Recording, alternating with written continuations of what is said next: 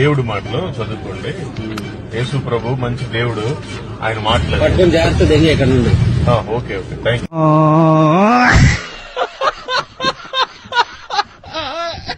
నా హార్ట్ గుండె దడలో ఆ పల్స్ చెక్ చేసినప్పుడు నా పల్స్ రేట్ 143 ఉందండి. చాలా ఎక్కువ బీపీ చూపించి పల్స్ రేట్ ఎక్కువ చూపించేసరికి ఆ 143 అని మమ్మీ ఇలా చదవగానే నాకు మరలా దేవుడు నాకు ఐ లవ్ యూ అని చెప్తున్నాడని నాకు అనిపించింది. హల్లెలూయా. ఇంకోసారి చాలా ఎక్కువ బీపీ చూపించి పల్స్ రేట్ ఎక్కువ చూపించేసరికి ఆ 143 అని మమ్మీ ఇలా చదవగానే నాకు మరలా దేవుడు నాకు ఐ లవ్ యూ అని చెప్తున్నాడని నాకు అనిపించింది. హల్లెలూయా. పిచ్చోళ్ళ గురించి వెంటనే కానీ లైవ్ లో ఇదే చూడటం. మా నాన్నగారు తల్లి అంటే మాకు బామ్మగారు, మా నాన్నగారు సొంత తల్లి ఆవిడ, ఆమె హై బీపీ వచ్చి చనిపోయింది. అయ్యో సానుభూతి వద్దురా. నాకు ఒక ఆలోచన వచ్చింది. 4 రోజుల క్రింద చనిపోయిన లాజర్ని దేవుడు లేపాడు కదా, మా నాన్నమ్మని లేపడా. ఇంటెలిజెంట్ ఫెలో వచ్చి ఆ శవం దగ్గరికి వెళ్ళి, ప్రభా నా పూర్వీకులు ఎవరు నువ్వు అంటే తెలీదు, మా బామ్మ అంటే నాకు ఇష్టం, ఆమెను లేపవా అని నేనేం చేశాను, దగ్గరికి వెళ్ళి నెత్తి మీద చేతుల నుంచి ప్రార్థన చేశాను. మరి తర్వాత ఏమైంది? యేసు నామములో ప్రార్థిస్తున్నాను ఆమేన్ అనేసరికి నిజంగా ఆవిడ లేచి కూర్చుంది. ఈ ఏడవడానికి వచ్చిన వాళ్ళు అందరూ పారిపోయారు.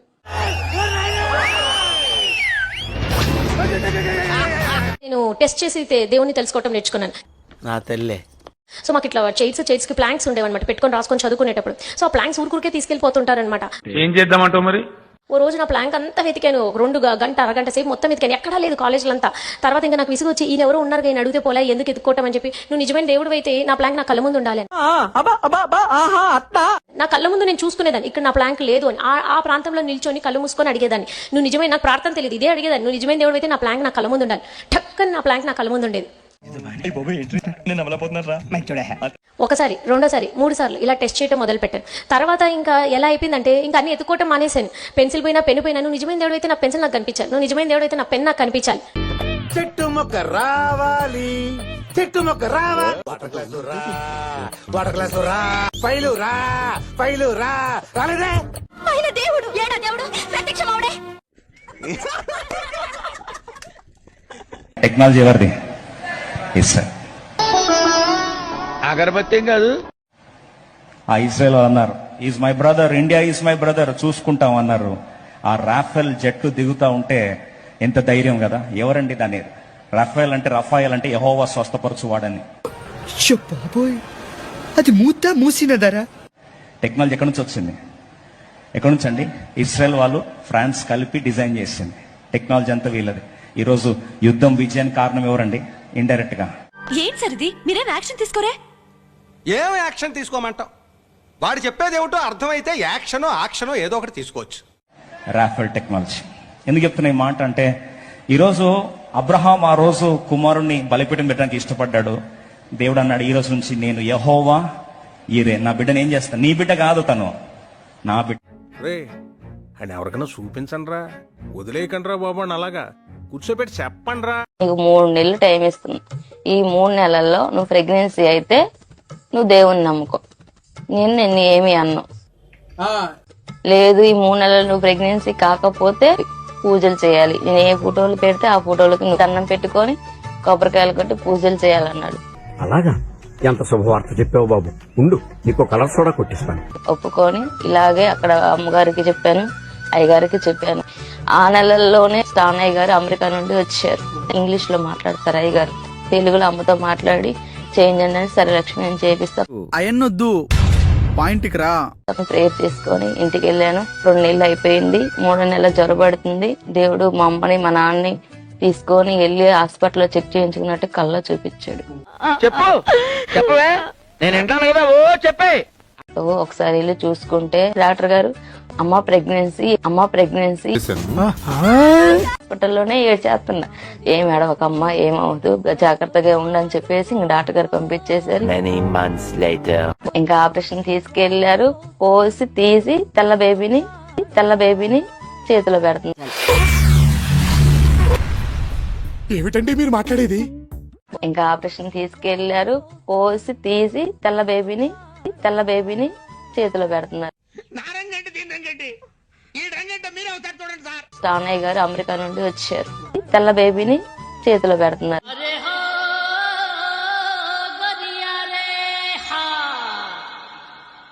మా నాన్న అన్నాడు, నీవు ప్రార్థన చేయించుకుందాం అని అనుకున్నావు కదా స్టానయ్య గారితో, ఆ అయ్య గారి లాగా ఈ పాప పుట్టింది. అంటే ఆ దేవుడే నీకు ఒక గొప్ప కార్యం చేశాడనని ఒక్కటే మనసులో అనుకోగాని ఎవరు ఏమన్నా నువ్వు పట్టించుకోవద్దమ్మా అని అంటే, ఇంకా ఆ రోజు నుంచి ఈ రోజు దాకా కూడా ఇంకా పాప కోసం ఇంకా మేము బాధపడింది లేదు, చేసింది లేదు. కానీ మీరేంటో మీ విధానాలు ఏంటో ఇప్పటికి నాకు అర్థం అవరో బాబు. నా జీవితానికి ఏదైనా అసంతృప్తి ఉందంటే అది ఇదే. అక్కడ గోడ మీద ఒక ఫోటో కనిపించింది, యేసుక్రీస్తు ప్రభు ఫోటో. ఆ ఫోటో తీసి నేను ఆ ఫోటో మీద నాకు ఎందుకు ఉమ్మేయాలనిపించింది. ఆ ఫోటో మీద ఉమ్మేసి పగలగొట్టేసి దాన్ని బయటకు వచ్చాను. నా ఒక్కనికే అట్లా అనిపిస్తుందా అనుకున్నా, నీకు కూడా అట్లనే అనిపిస్తుందా? సినిమా ఫీల్డ్కి వెళ్ళిపోయాడు. ప్రభాస్ గారు అసలు పేరు ప్రభాస్ కాదు, ప్రభుదాస్. యేసు ప్రభుని అంగీకరించిన వారు. ఏం మాట్లాడుతున్నావురా, నరాలు కట్ అయిపోయింది. ప్రభాస్ గారు అసలు పేరు ప్రభాస్ కాదు, ప్రభుదాస్. యేసు ప్రభుని అంగీకరించిన వారు. యేసు ఎక్కడున్నాడు, యేసు ఎక్కడున్నాడు, పరిశుద్ధమైన ఆత్మలో ఉన్నాడు.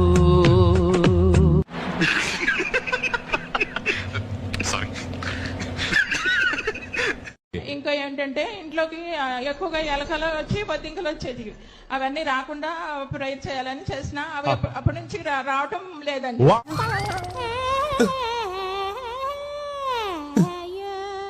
మీ ఇంట్లోకి ఎలుకలు బొద్దింకలు వచ్చాయి, ఎలుకలు బొద్దింకలు వచ్చి ఏం చేసావమ్మా? ఎలకలు నైట్ లో ఎలకలు తిరుగుతూ ఉండేవి, అవన్నీ రాకుండా ఉండాలని ప్రేయర్ రిక్వెస్ట్ రాసిన. మంచి మంచి కట్టుబాట్లు సార్. కానీ లేదా జస్ట్ మీకు చాలా ఇబ్బందిగా ఉండేది. ఇబ్బందిగా ఉండేది. అవును, ఎలుకలంటే ఇబ్బంది ఉంటుంది.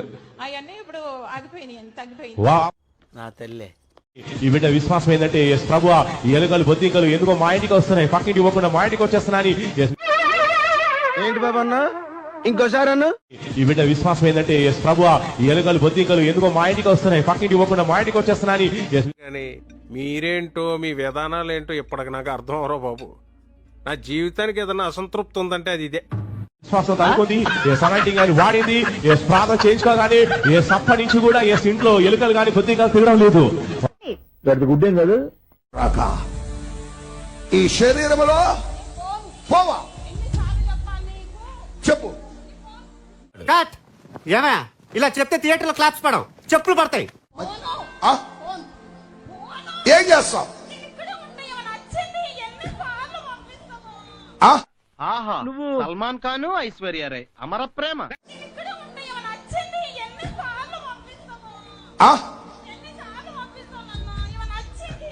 ఏం చేస్తావు?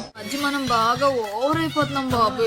తప్పే ఉందే, వయసులో ఉన్న వాళ్ళు చేసే పనేకైతే. ఏం చేస్తావు? వెళ్ళవా వెళ్ళవా? అబ్బా, రొమాంటిక్ యాంగర్ కూడానా? చూడలేక చచ్చిపోతున్నావు ఇక్కడ. వెళ్ళవా? అగ్నితో నిన్ను కాలుస్తా. చూసారా సార్ వీడు డబుల్ యాక్షన్, పరమ దుర్మార్గుడు సార్ వీడు. ఏ సైడ్ సార్ వీడిని? పరిశుద్ధాత్మ అగ్ని. గురుగారు ఏంటండి ఇది అసహ్యంగా? పెద్ద పెద్ద వాళ్ళు చాలా మంది వచ్చారు. వస్తే తిరిగిపోతాననుకున్నావా? అప్రాచపడతావా? శృతిలో కలిపేయనరా. గట్టిగా చెప్పలు కూడా.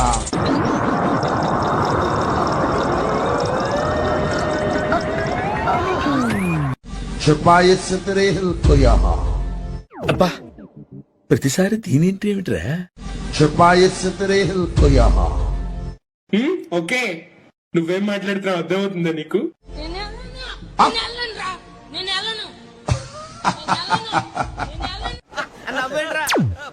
అమ్మాయి అడిగింది నువ్వు చెప్పిందేంటి?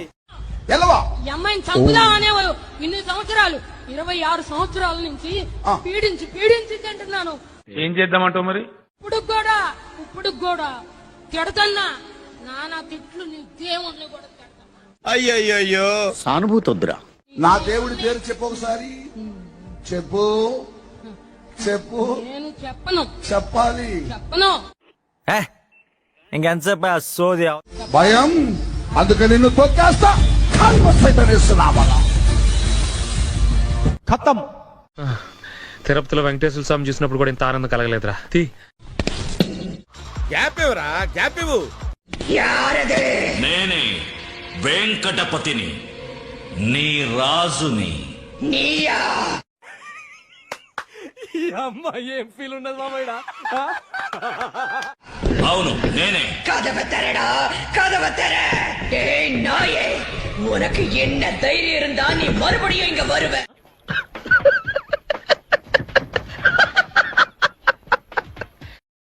ఓం నమ శివాయ, జీససాయ నమః.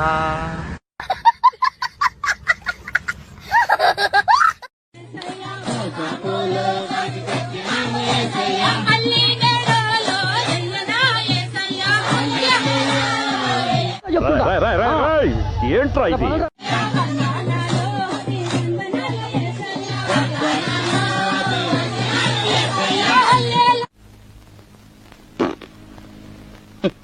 స్టోన్స్ పడిపోతున్నాయి యూరిన్ లో. స్టోన్స్ పడిపోతున్నాయి యూరిన్ లో.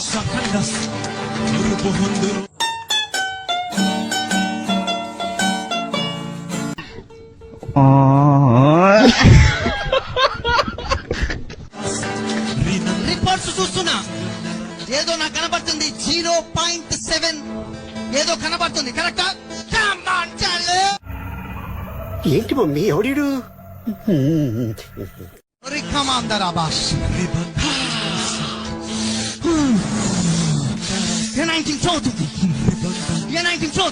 రే, అని ఎవరికైనా చూపించండి రా, వదిలేయకండి రా బాబు అని అలాగా కూర్చోబెట్టి చెప్పండి రా.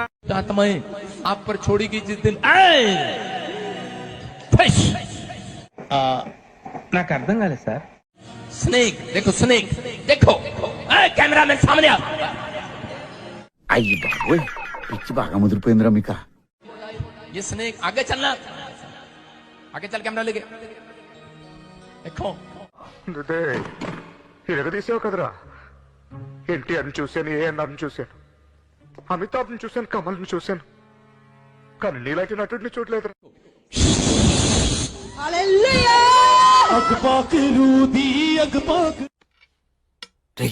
ఏంటి అలా చూస్తున్నావు? నేను చూసింది చూస్తుంది అంత నిజమేనా?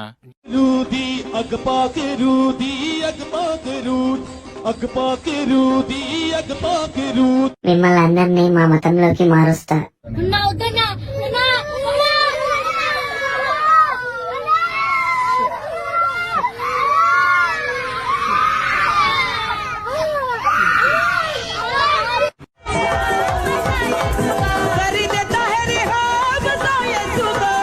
నీ వాదటి బామ్మది.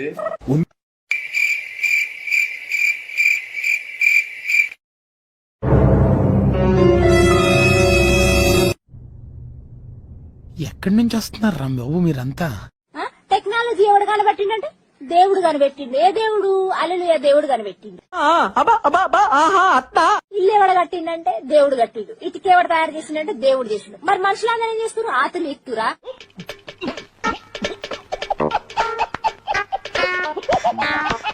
అరే, మీ అందరికి ఒకటి చెప్తున్నా, మీ దేవుణ్ణి మీరే కించపరుస్తూ, మీ దేవుడి గురించి ఓవర్ గా చెప్పి మీరే మీ దేవుణ్ణి కించపరుస్తూ. ఒడ్ల గింజ ఎట్లా వచ్చిందంటే దేవుడు పుట్టించిండు. అట్టికాయ ఎట్లా పుట్టించిందంటే దేవుడు పుట్టించిండు. అట్టికాయను పుట్టించింది కాక అట్టికాయ మీద తొక్క కూడా దేవుడే పుట్టించిండు. మరి ఇవన్నీ మీరు చెప్తారు కదా దొంగ పూకు మాటలు, అందుకనే మిమ్మల్ని ట్రోల్ వేస్తారు. ఒక్కడికి బ్రెయిన్ లేదు.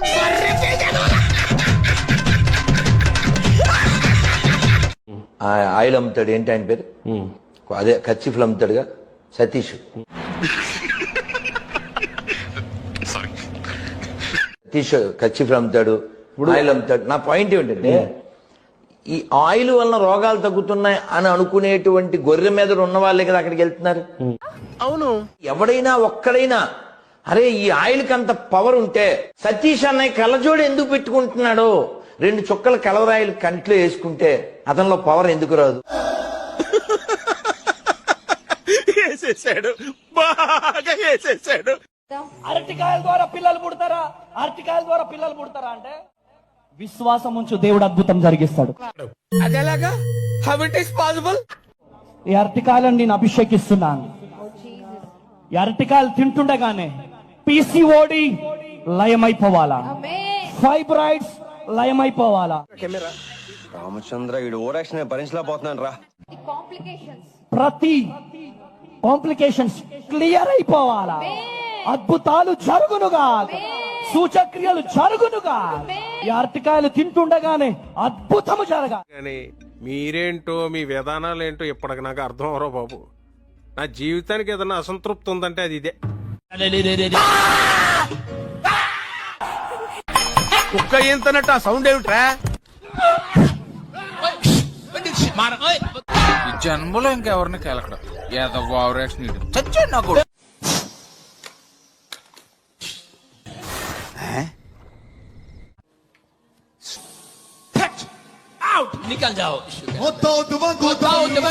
ఇప్పుడు అసలు ఏం జరుగుతుందిరా ఇక్కడ?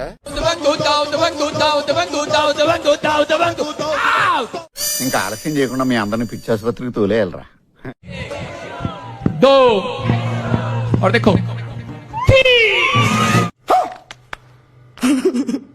ఏం జరిగిందంటే ఈయనకి జాండిల్స్ అయినాయి. షాకులు, జలక్, ట్విస్టులు, దెబ్బ మీద దెబ్బ, ప్రతి సీను క్లైమాక్స్ లా ఉంటది. తీసుకెళ్ళిన ఇమేజ్ హాస్పిటల్ అమీర్పేటలో ఉంటుందండి. ఇప్పుడు కూడా ఉంది ఇమేజ్ హాస్పిటల్. తీసినప్పుడు వాళ్ళు అంటున్న మాట ఏంటంటే జాండిల్స్ అయినాయి, నెత్తికెక్కినాయి, కిడ్నీలోకి వెళ్ళిపోయినాయి, 600 షుగర్ ఉంది, ఈయన బతకలేదని చెప్తున్నారు. పెద్ద సమస్య వచ్చి పడిందే. లేవండి బాత్రూమ్ పోసుకోండి, జాండిల్స్ పోతే ఎక్కువ బాత్రూమ్ పోసుకుంటా అని చెప్పితే అయ్యి బాబోయ్ నిజమే నమ్మ బుద్ధి కావట్లేదురా. లేచి ఇట్లా చూసి కళ్ళన్నీ దాలేశారు. మొత్తం ఈ కళ్ళు ఇట్లా అయిపోయినాయి, ఈ కళ్ళు ఇట్లా వెళ్ళిపోయినాయి, ఇంత గుడ్లు అయిపోయినాయి. అయ్యో సానుభూతి వద్దురా. నేనేం చేయాలో అర్థం కాని పరిస్థితి. తీసుకున్న తర్వాత 3వ రోజు అయిపోయిందమ్మా, చనిపోయాడు, తీసుకెళ్ళిపోండి అన్నారు. విధాడిందిరా నీతో నీ వింత నాటకం. గుండెల బాదుకుంటే ఏడుచుకుంటే ప్రార్థన చేస్తుందా, బయట ప్రార్థన చేయడానికి అవకాశం లేదని. మెల్లగా ఒక స్వరం వినపడుతున్నది, నాకు ఒక స్వరం వినపడుతున్నది, నువ్వు భయపడకు, 4 గంటల్లో ఆయన బతికిస్తానని. దేవునికి స్తోత్రం కలుగునుగా. 4 గంటల తర్వాత అని ఇట్లా కండ్లు తెరిచి ఇట్లా అన్నారంట, చేతి ఇట్లా అన్నారు. చాలా పాపం రా. గబుక్కున ఉన్న పేషెంట్, పోలీసు వాళ్ళు, డాక్టర్స్, ఉన్న పేషెంట్లు, అక్కడ ఉన్న వాళ్ళు మొత్తం స్టాఫ్ అందరు కలిసి ఒక దగ్గరకు వచ్చేసారు. శవం బతికింది అంటున్నారు. ఇక నమ్మొచ్చా? నా మీద నాకే నమ్మకం లేదు సార్, మీరైనా నమ్మండి సార్.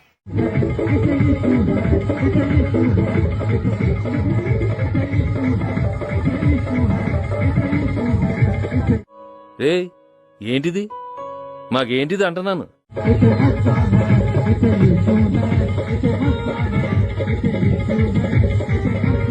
త్వరలోనే ప్రపంచం అంతమైపోతుందని టీవీ 9లో చెప్తే నమ్మలేదు. ఈ పరిణామాలన్నీ చూస్తుంటే నమ్మాల్సి వస్తుంది వెంకటరమణ.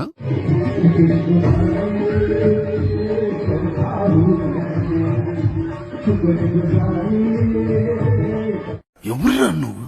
ఇంత టాలెంటెడ్ ఉన్నావు. You are really a god gifted child.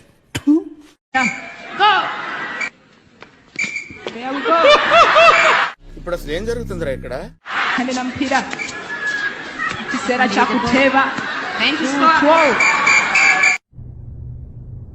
ఎక్కడి నుంచి వస్తున్నారా బాబు మీరంతా?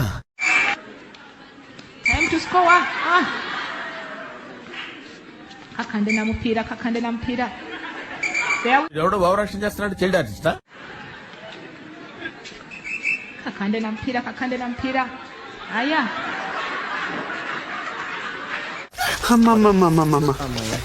నేను ఇంటికి వెళ్ళిపోతాను భయ్య, దీంతో పళ్ళపోతున్నాను భయ్య. రామచంద్ర ప్రభు ఏం చేయడం లాట్ సార్, ఇంకా మేము వెళ్ళి రైట్స్ తీసుకుంటాం సార్. ఈ వీడియో నచ్చితే మీకు ఏం చేయాలో తెలుసు కదా. Like, share and subscribe.